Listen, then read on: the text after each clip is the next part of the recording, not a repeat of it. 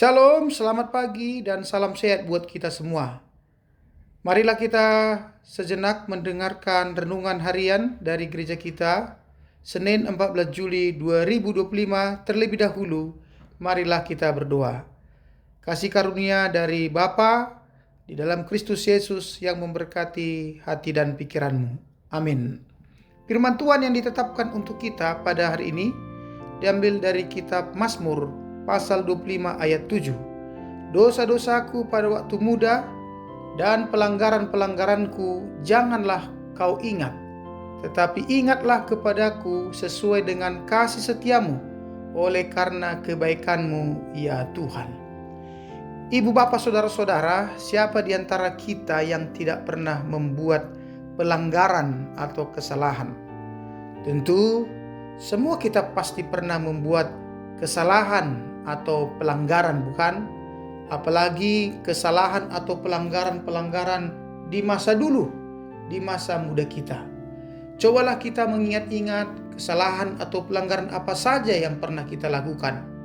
Mungkin ada di antara kita pada waktu mudanya sering mencuri atau mengambil uang orang tua kita secara diam-diam. Atau mungkin kita mencuri mangga, kelapa, atau milik dari tetangga kita. Bahkan yang paling sering yang kita lakukan pada waktu masa muda adalah bertindak berbohong, berdusta kepada orang tua kita.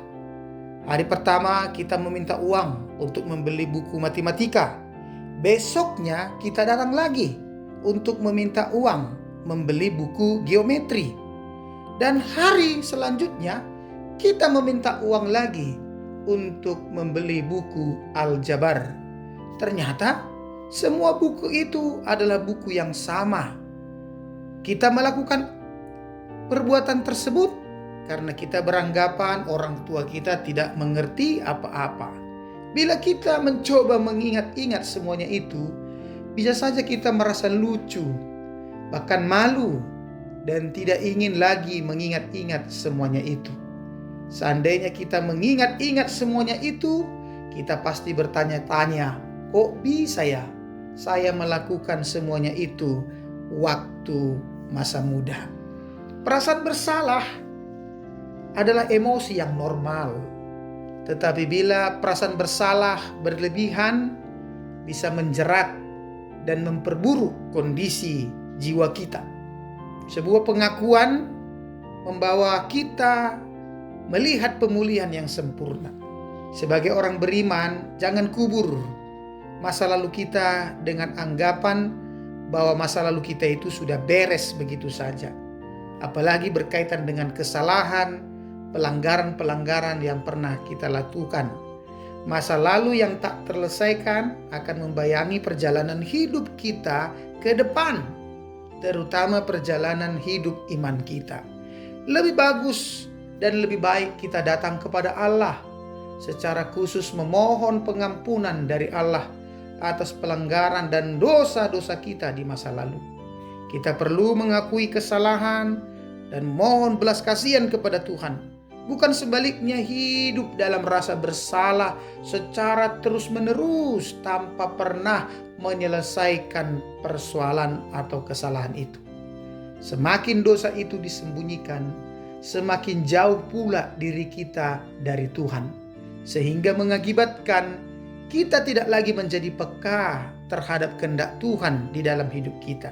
Tetapi bila kita datang kepada Tuhan dan memohon pengampunan atas segala kesalahan-kesalahan atau dosa-dosa kita, maka kita akan merasa damai sejahtera.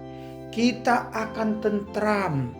Hati kita akan dipenuhi dengan rahmat dan kasih setia Tuhan. Kita semua tahu masa-masa kelam yang dialami oleh Daud. Semasa hidupnya Daud pernah melakukan kesalahan di masa mudanya. Dia pernah melakukan perzinahan dengan Batseba, istri Huria. Bahkan Daud secara terang-terangan sengaja menempatkan Huria di posisi paling berbahaya pada saat perang. Akibatnya Huria, suami Batseba, gugur dalam peperangan. Ketika Nabi Nathan menegur Daud, Daud pun menyadari kesalahannya yang sangat fatal.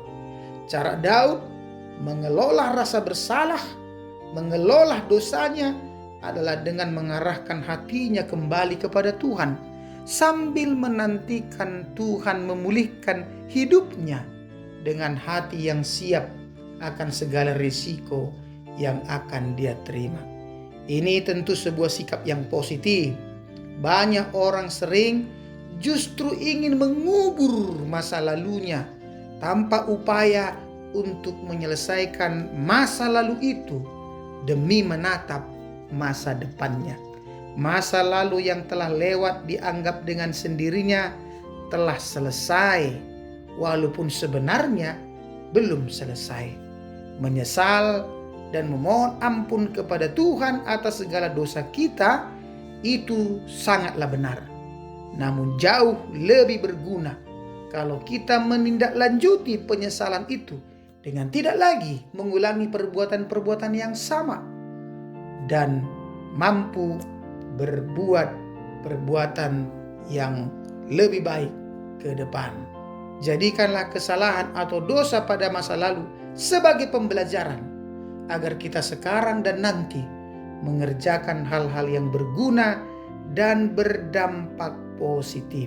Ingatlah, kasih setia Tuhan dan kebaikannya tidak pernah putus-putusnya dalam kehidupan kita. Amin. Kasih karunia dari Allah dan damai sejahtera dari Yesus Kristus dan persekutuan Roh Kudus itulah senantiasa memberkati engkau. Amin.